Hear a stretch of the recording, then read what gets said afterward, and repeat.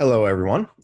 Today we're going to cover section 10.2, which is calculus on parametric curves. So in 10.1, we kind of learned the definition of a parametric curve. We have these these two equations that describe a single curve.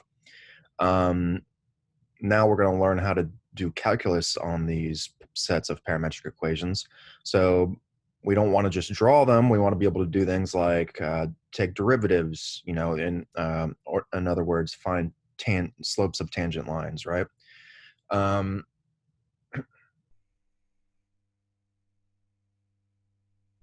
so just like with regular functions, these sets of parametric curves, let's say I have like x equals, let's say I have x equals g of t, y equals h of t, right? And together, these parametric equations draw out a curve, maybe something more complicated like this. So this wouldn't be a function. This wouldn't be a Cartesian function, right? We couldn't write like y equals a function of x, right? Because this didn't pass the vertical line test. Okay, but it might be a function of this parameter t. Regardless, we can use these parametric equations to draw a curve. And once we have this curve, we still want to be able to talk about things like lines tangent to this curve, like the slopes of these tangent lines. So that's still related somehow to an idea of a derivative. So even though this isn't a function of x or y, we'd like to be able to take the derivative somehow. So to reiterate, parametric curves, they can give us these parametric equations can give us these complicated looking curves. We still want to be able to talk about tangents and things like that. So we need some way to find the derivative for this thing that is not a function in the way we're used to dealing with. Okay, so let's develop that method for finding derivatives or tangents of these parametric curves. Okay, so let's kind of look at the problem. The tangent, just a quick note on the tangent line. Okay, oops. The tangent line we could still think of as dy dx. So it might help to kind of have an intuitive idea of what dy dx means. Remember, let's go to a new page here. How can we think of dy dx? What does this kind of symbolic notation mean? It kind of means the change in y per unit change in x. Okay, so when you see like a fraction, okay, change in y over change in x, that means like change in y per unit change in x.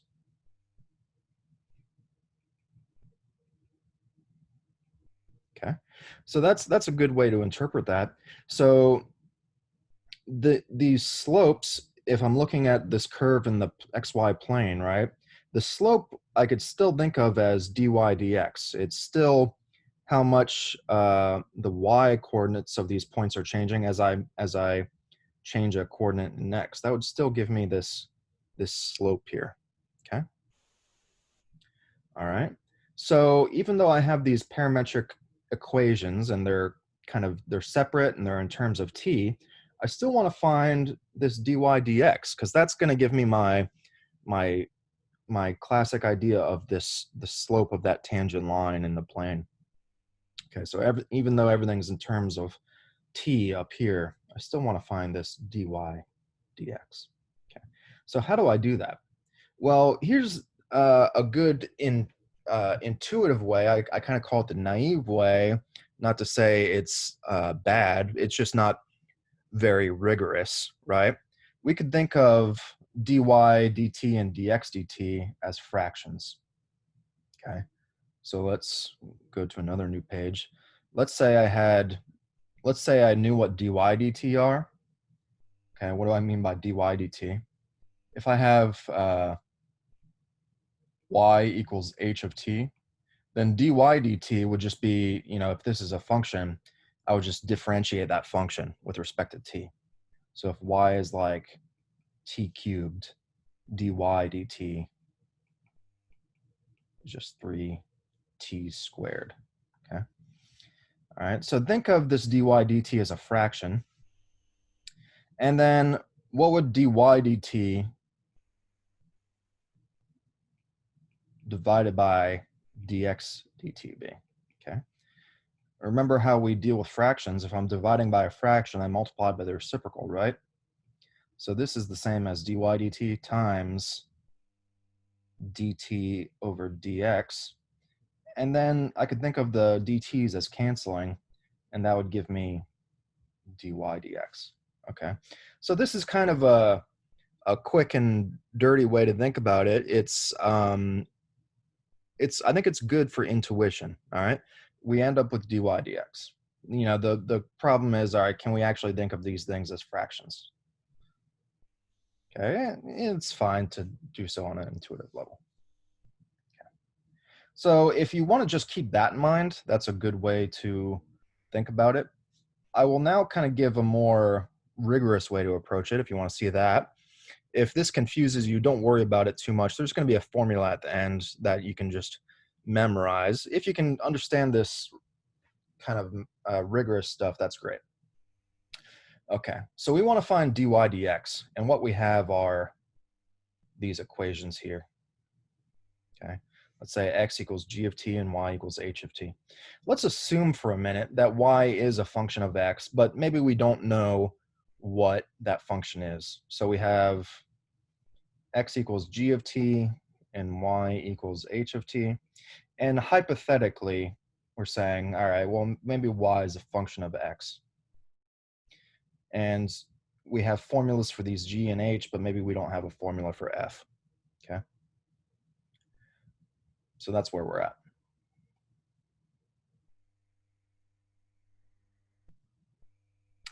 All right, so we have y equals f of x, but since I'm saying x is equal to g of t, I could write that y equals f of x. I could rewrite that as this thing, y equals f of g of t. Now I kind of have these nested functions, this composition of functions, right?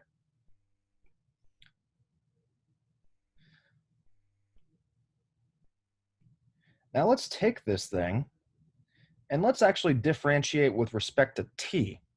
The end goal is to find dy dx, but let's first see what happens when we take the derivative of this with respect to t, okay?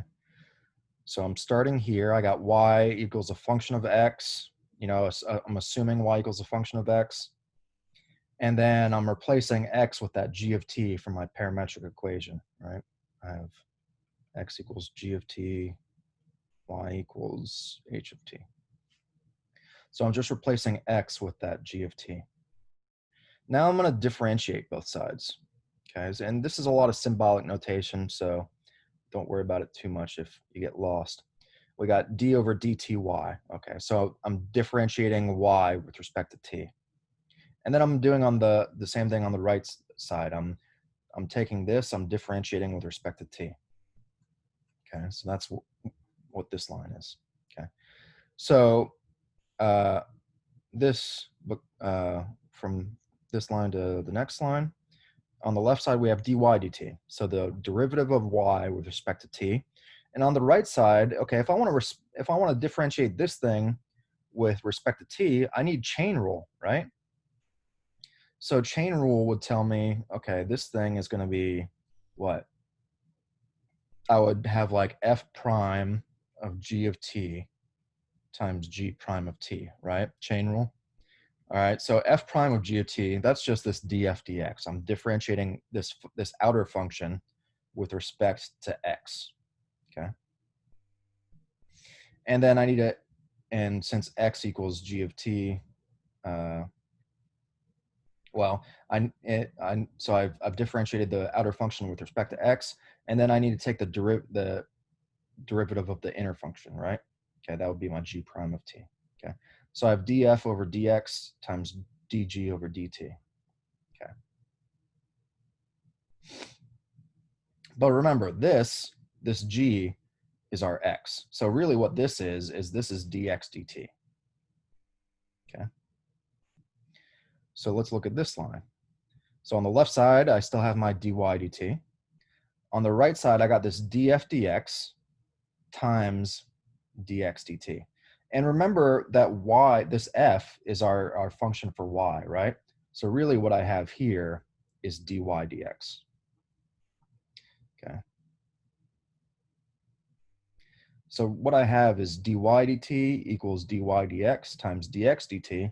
And then I just divide both sides by this term here. Okay. And when I do that, I end up with my formula for my derivative. If I want to find dy dx, it's going to be dy dt over dx dt. Okay, so that's the rigorous way to go about this. Now let's kind of summarize what we've had and what we have, and if all that previous stuff just confused the heck out of you, this would be just kind of the mechanical way to do it. So let's say we have x equals g of t, y equals h of t again, and we're asked to find dy dx. Okay, dy dx is going to be dy dt over dx dt. Okay, so what do? Okay, I need dy dt up here in my numerator, so I'm going to take this function and just differentiate it with respect to t. And then I'm going to do the same thing here, and then I'm going to divide this by this. Okay. So basically, if we have x equals g of t, y equals h of t, dy dx is going to be h prime over g prime. Okay. So let's see an example. You know, it's all well and good to do this notation stuff. Let's see a concrete example. So let's say I have x equals t over 1 plus t and y equals square root of 1 plus t. Let's find dy dx. Okay. So I know from my formula above, it's going to be dy dt over dx dt. So I need to find these things individually. I need to find dy dt, I need to find dx dt. So let's start with dy dt, okay, coming from this equation. What's that derivative with respect to t? So all I need to do is differentiate that. Derivative of that would be 1/2 1 plus t to the negative 1/2, right? Which I could write as 1/2 1 over 1 square root of 1 plus t. Okay. Now what's dx dt? Okay, so now I need to find the derivative of this. Okay, I need a product rule there, or excuse me, quotient rule there, right? So I got t over 1 plus t. Derivative would be, let's see, 1 plus t, 1 minus t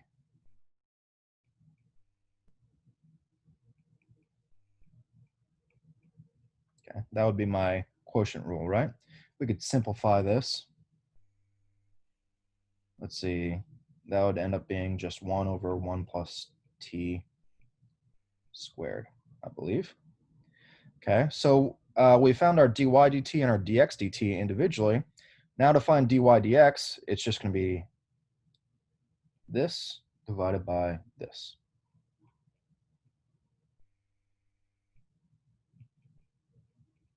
And remember, all right, we got a fraction here, right? So dividing by a fraction is multiplying by the reciprocal.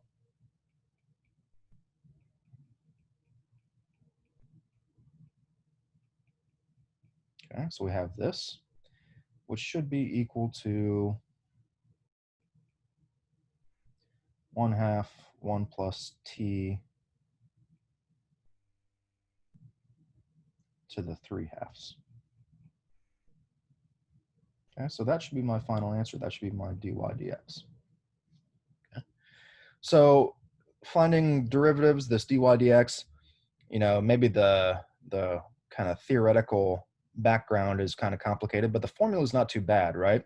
If I have these functions for y and t, I just take derivative of function for y and then divided by derivative of function for x.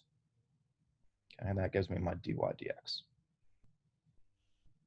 Now, I'll kind of cover some problems you're going to see in the homework as well, just lightly, just to give you a first glimpse, and then I'll do another problem video.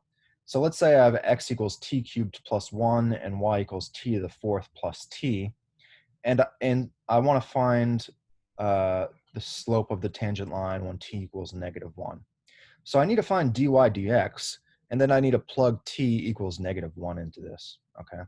So let's see, this is a, let's see, what would this curve even look like? We could, do our table for x, our txy table from the technique we learned in section 10.1 and plug in some values for t. See, if I plugged in, let's say -2, then x would be -7, y would be 14.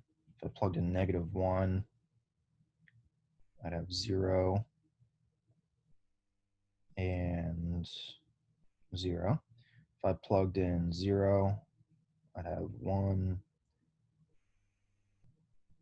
0. If I plugged in 1, I'd have 2 and 2. Okay, so let's see. What would this look like? My curve maybe would start way up here at t equals -2 would be way up here at -714, and then it's going to loop down to the origin.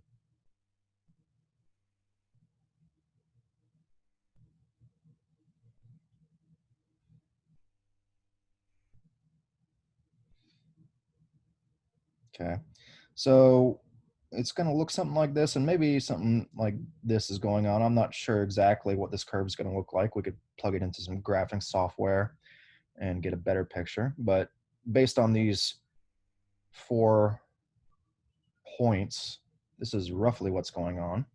And we want to find the slope when t equals -1, right? When t equals -1, we're at this point 0, 0, right? So we want to find this slope here, the slope of the tangent line here at the origin.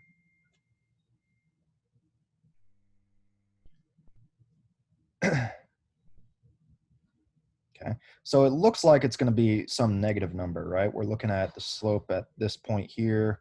The tangent line should be doing something like that. It should be some sort of negative number. But let's find out exactly. Okay, so I want to find dy dx, right? And that's going to give me a function of t, right? It's like I'm going to have a fraction. It's going to be a bunch of t stuff over here. And then I'm going to plug t equals -1 into that, and that's going to spit out a number. And that's going to be my actual slope at this point. Okay, so let's go through it. Okay, so let's find dy dt, or yep, dy dt. dy dt is 4t cubed plus 1. What's dx dt?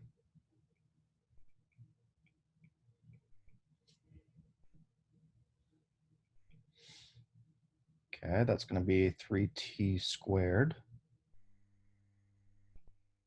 So then dy over dx, I know is going to be dy dt over dx dt.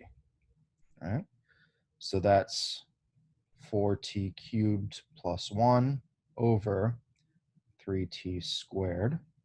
Okay, so this is my function that tells me what dy dx is, but I want to find dy dx at t equals -1. So all I'm going to do is plug t equals -1 into this. Okay, so when I do that, let's see, up top, I would get -4 plus 1 over 3, right? So that's equal to -3 over 3, which is equal to -1. So it looks like the slope at that time equals -1, which we said was like t equals -1 was right here. So it looks like the slope there is -1, and that kind of matches our rough picture, right? We got this kind of downward slope. Okay, So that's my dy dx at t equals -1. Okay. Now, unlike normal functions that we're used to, these Cartesian functions, parametric curves can have multiple tangents at a single point. So we're used to dealing with functions like y equals function of x, right? That's a nice curve and it passes the vertical line test. So it would never like loop back on itself, you know? It would never look like this, where we have, you know, a intersection at some point. But for parametric curves, this is okay. So we can have like a tangent going this way as we move this way along the line. We got one tangent going this way, right? And then we loop back around, and then we have another tangent going this way. Okay, so we have at this intersection point, we have these two tangent lines, and that's okay for parametric curves. Okay, so an example would be x equals t squared and y equals t cubed minus 3t. This is going to have a tangent. This is going to have multiple tangents at the point 3, 0. Okay. So let's do a quick sketch.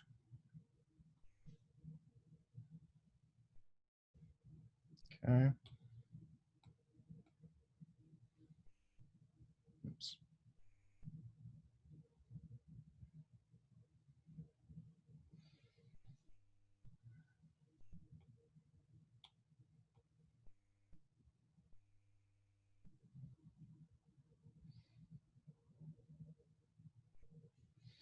Okay.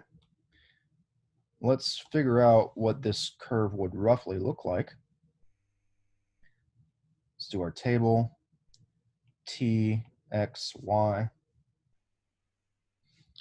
Okay, let's say -1, we'd have x equals 1, y equals -1 plus 3, so 2. At 0, we'd have 0, 0. At 1, we'd have 1, -2. At 2, we'd have 4, 2.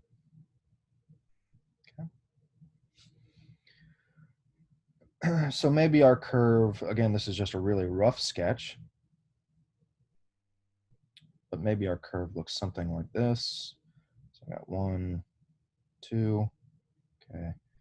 I got 0, 0. I got 1, -2.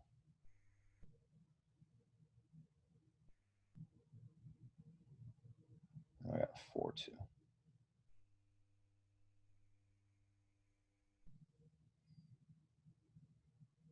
So what would that look like? So after taking a quick look at some graphing software, it looks like this curve looks like this. It kind of loops back on itself. Okay. So we see that at this point, which we'll call 3, 0, it's got two tangents, right? It's got a tangent going this way. It's got a tangent going down that way. Okay, so what are the tangents at that point?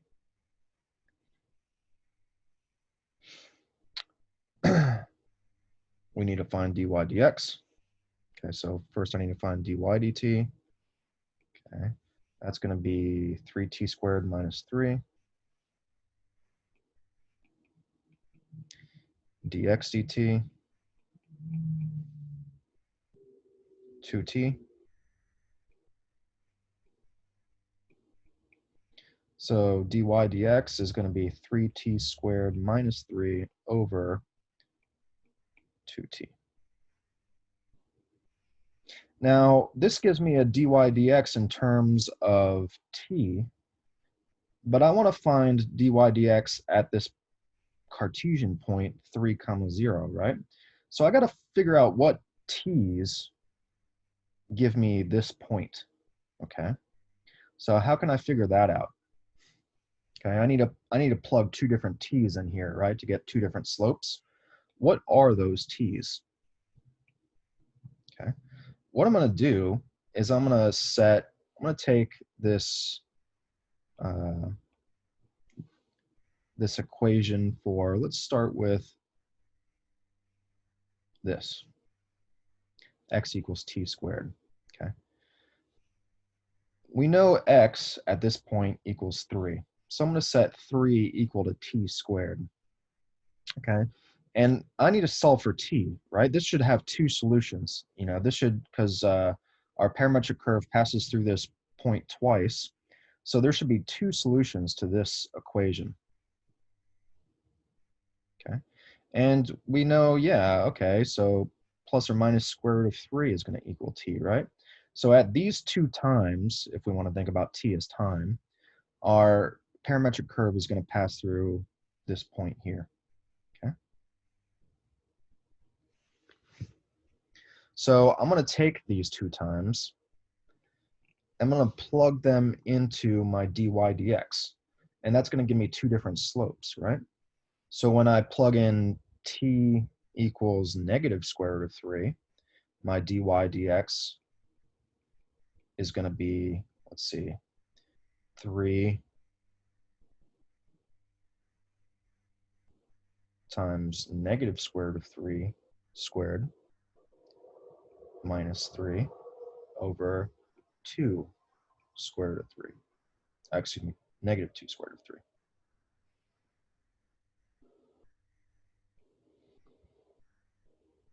So let's see, I would have 3 times 3 minus 3 over negative 2 square root of 3. So 6 over negative 2 square root of 3, which gives me negative 2, excuse me, negative square root of, let's see, what would it give me? Should give me negative square root of 3.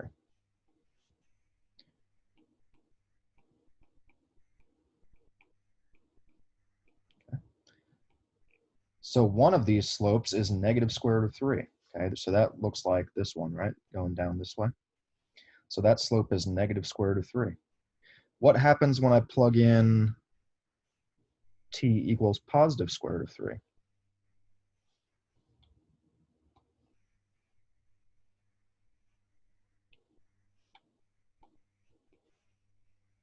Okay. I would get 3 times positive square root of 3 squared minus 3 over 2 square root of 3.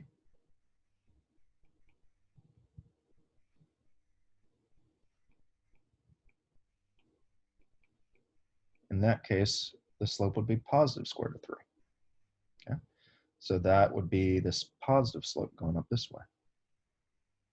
So we see that at this point, 3, 0, our parametric curve has two slopes, and to find those two slopes, we got to solve for, you know, what t's give us this point, and then plug those two different t's into this equation for our dy dx. Okay, so that's just a quick overview of how to handle that. I'll do, as I said, a problem video for this, give more examples. Before we cover second derivatives, one other thing, we might be asked, another quick overview of what you might see on the homework is that we might be asked, when is, we might be given some parametric curves, and we might be asked, okay, when is the slope tangent, actually, when is the slope of the tangent line? When is that slope positive, or excuse me, when is it horizontal? When is it vertical? So when is the slope horizontal, vertical? Okay. How do we deal with this? We're still going to start by finding our kind of equation for dy dx. It's going to be this fraction. It should normally be a fraction, right? It's going to be like some function of t on top, you know, f of t, and then some function of t on bottom, f of t over g of t. Okay, so when is this fraction, when does this give us a horizontal slope, and when does it give us a vertical slope? Well, think of what horizontal slope and vertical slope look like. If I have a horizontal line, right, what's the slope of that? It's 0. Okay, so when is this thing going to be 0? Okay, it's going to be 0 when the numerator is 0. Okay, so horizontal slope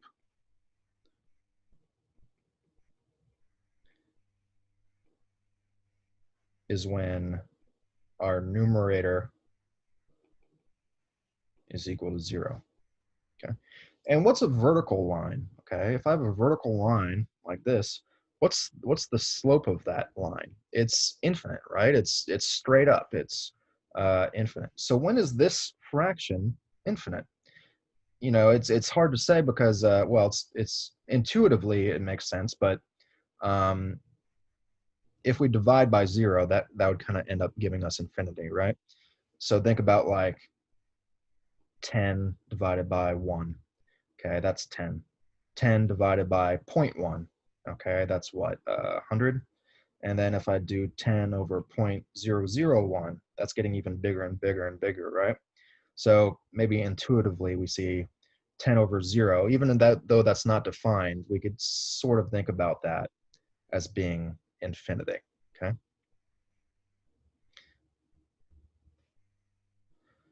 So we ask ourselves, when is this thing going to be infinity? Well, it's when this denominator is 0, okay? So vertical slope is when denominator equals 0, okay? So quick idea about how to do that problem. Again, I'll definitely do a problem video on this. There's a lot of examples to work through. Okay, but for now, let's talk about the second derivative. Okay, so we covered how to find first derivatives of these curves, but second derivatives are important as well. So how do I find second derivative? Okay, again, I'll do kind of a theoretical notation stuff, and then at the end of that, I'll give like a formula on how to find second derivative. Okay, so I want to find second derivative. Okay, this is the notation for the second derivative: d squared y over dx squared. Okay, second derivative of y with respect to x. So this, if I have the first derivative, dy dx, I just need to differentiate that with respect to x again. Okay, and really, it's the exact same process we went through for finding the first derivative, except instead of having y right here, we have dy dx. Okay, other than that, everything's the same. Let's assume dy dx is some function of x. Okay, let's assume dy dx equals j of x. Okay, but we know, we're using the same setup of parametric curves that x equals g of t, y equals h of t. Okay, so if dy dx equals j of x, we can replace that x with g of t. And then instead of differentiating with respect to x, let's differentiate with respect to t here. Okay, so I take the derivative of t with respect to t on both sides. On this right side, I do chain rule. Okay, and I have dj over dg times dg over dt. And that's just chain rule, right? That's the same thing as chain rule here. I do dj over dx, which is same thing as dg. And then I do derivative of what's inside. That's dg over dt. Okay, so that's how we get here. And then I remember that, well, hey, j is just my function for dy dx. Okay, so I replace j with dy dx. Then I have dx on the bottom. And then, well, g is by this line, we know x is equal to g. So this is just dx dt. Okay. So this looks complicated, but really, what do I have? I have dt, d over dt of dy dx, meaning derivative of this with respect to t. And then I divide it by dx dt. And that's going to give me my second derivative. This is the second derivative. Okay. So quick and probably confusing derivation. But what's the short story?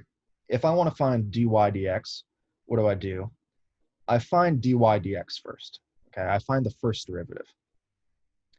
Then I'm going to take that first derivative and I'm going to differentiate with respect to t. That's what's going on here. Okay, and we might need quotient rule for this, right? We have dy dx. Maybe that looks something like 3t squared over 2t minus 1. I need to take the derivative of this with respect to t. So that's going to be quotient rule, right? Okay, because I'm dividing. Okay, so this step might not be easy. It might be kind of ugly, and it really helps to simplify this as much as possible. Okay, before you start using quotient rule. Okay, so we find dy. We find the derivative of dy dx with respect to t. That's what this numerator is. And then we just divide it by dx dt again, okay? Which was one of the first things we found, right? So let's see an example. So these are the 3 steps. Let's see an example. So let's say x equals t squared, y equals t cubed minus 3t.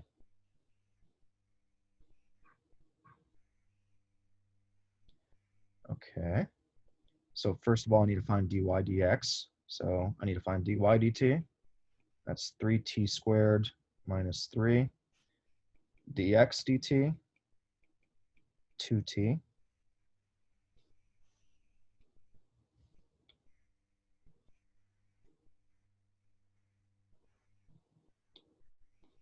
So I know dy dx is going to be 3t squared minus 3 over 2t. Now I want to find the second derivative. So what do? I take this and I need to differentiate with respect to t. And here's where simplifying really helps. This is maybe a key idea that's going to save you a lot of trouble. Okay, I can simplify this a lot, really. Or I can split this up to make it a lot easier. If I split this up, it's going to be 3/2 t minus 3/2 t to the negative 1, right? Finding derivative of this is a lot easier than finding derivative of this, okay? So I find the derivative of this with respect to t. Okay, that's just going to be 3/2 minus, let's see, no, it's going to become plus. Okay, it's this, right? So this is d over dt of dy over dx, right? Okay, so we're partway there. Next step is just to divide this thing by dx dt, right? So what did we say our dx dt was? That was from the beginning of the question. It's equal to 2t, right? So I want to divide this by 2t, and that should give me my second derivative. And then the rest is just simplifying. I should simplify this as much as possible, right? So let's see.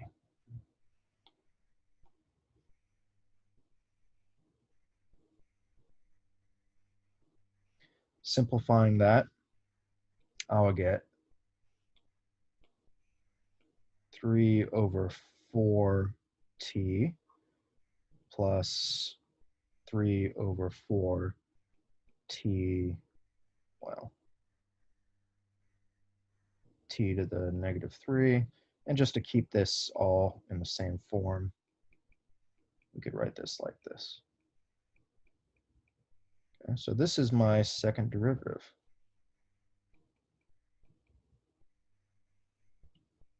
Okay, so I found my second derivative.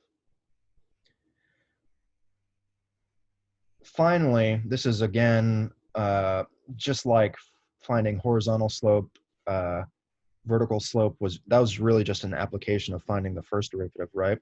You might see problems on the homework about concavity, and that's really just application of the second derivative. So it's going to be based on finding second derivative. So quick reminder of what concavity is. It's about the shape of this curve, right? So if I have like a bowl shape, it's a we would call that concave. And since these kind of these ends of my line are kind of pointing up, we would say this is concave up. So you could think of concave up as like a bowl, and concave down is like an upside down bowl. Okay, this is also called, you could call this concave down. You might have also heard it referred to as convex, same thing. And then this would be concave up, or just concave. Okay. So how is this related to the second derivative? Okay, so looking at this curve now, we see that, okay, from maybe here to the right, our curve is concave up, right? You know, we got this kind of bowl shape. And maybe on this left side, it's concave down. Well, our curve is going to be concave down when the second derivative is negative. It's going to be concave up when the second derivative is positive. Okay, so we have this kind of guideline. So let's say you're given this problem. This is the same set of parametric curves from my previous example, and we're told to find where it's concave up, concave down. How do we do that? First thing we do is find the second derivative, which we already done. It's this thing, right? So let's just copy this.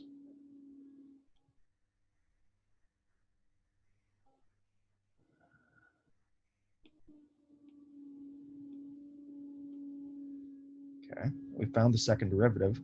And if I want to know where my curve is concave up, I just need to figure out where this is positive. Okay, so I ask myself, when is this greater than 0? And I basically solve this inequality.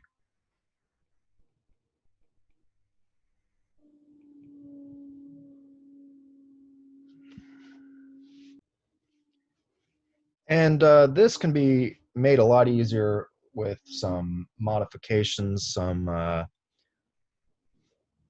little bit of factoring, a little bit of rearrangement. So let's work on this left side to get into a form that's a bit easier to figure out when it's positive, when it's negative. Okay, so let's write this as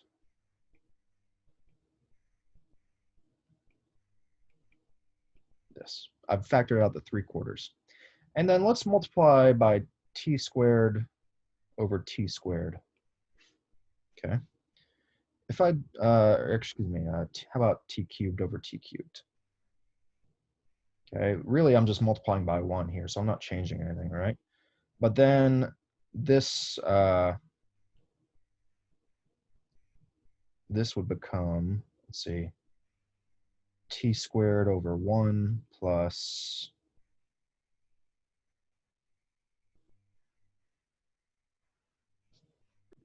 actually it'd be better to write this as, let's see, t cubed over t to the 4th plus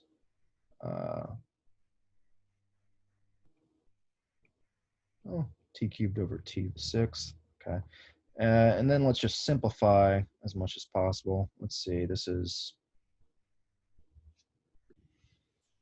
I apologize, I got mixed up a little bit. Okay, so forget about multiplying by t cubed, forget about multiplying by that.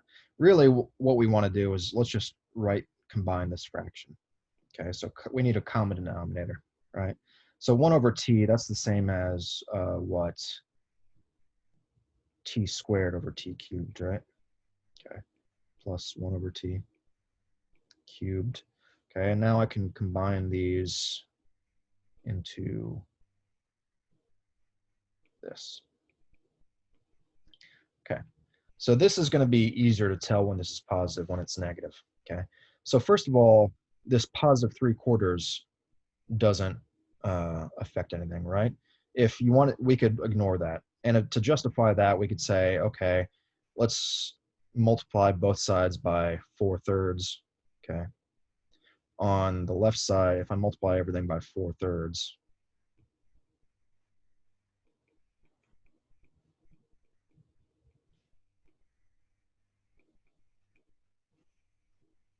I end up with t squared plus 1 over t cubed is greater than 0. Okay. Right, because I'm just multiplying 0 by 4/3 here. So really what I want to do is I want to figure out when this thing is greater than 0. When is this thing going to be greater than 0? Well, let's see. There's a couple possibilities: when top and bottom are both positive, or when they're both negative. All right. But look at this numerator. It can never be negative, right? Because this is a square, and then I'm adding 1 to it. So this negative over negative is not even possible. Okay. So this second derivative is going to be greater than 0 when both of these are positive. Well, the numerator is always positive, right? Numerator is always positive. So when is the denominator greater than 0?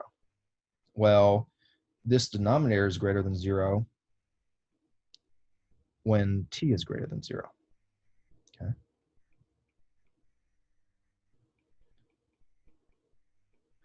So my second derivative is going to be positive for t greater than 0. And for t less than 0, what's going to happen? This will be positive and this will be negative, so I'll have positive over negative. So I see that my curve is going to be concave up when t is greater than 0, concave down when t is less than 0. And we should always write these with strict less than, strict greater than, right? At this point, let's see, do I graph? No. Okay. So maybe my graph looks something like this. I don't know exactly what this graph looks like, but the concavity changes at t equals 0, right? Okay, so let's say that's right here at the origin. Okay. So we have concave up in this region, concave down in this region. But at that point 0, it's like neither, right? It's kind of in a transition between the two. So I don't want to include that point in either one of these statements. So we should have strict inequalities here. Okay. Oh, sorry, that's my own work. But that about wraps up this lecture. As I said, there's a lot to go over here. So really, this is all built on finding first and second derivatives, and the rest is just applications. And to give you more practice on those applications, I'll definitely do a problem video. There's a lot to practice here. So problem video to come. And the real core concepts here are finding first and second derivatives of these parametric equations. So keep that in mind. Good luck.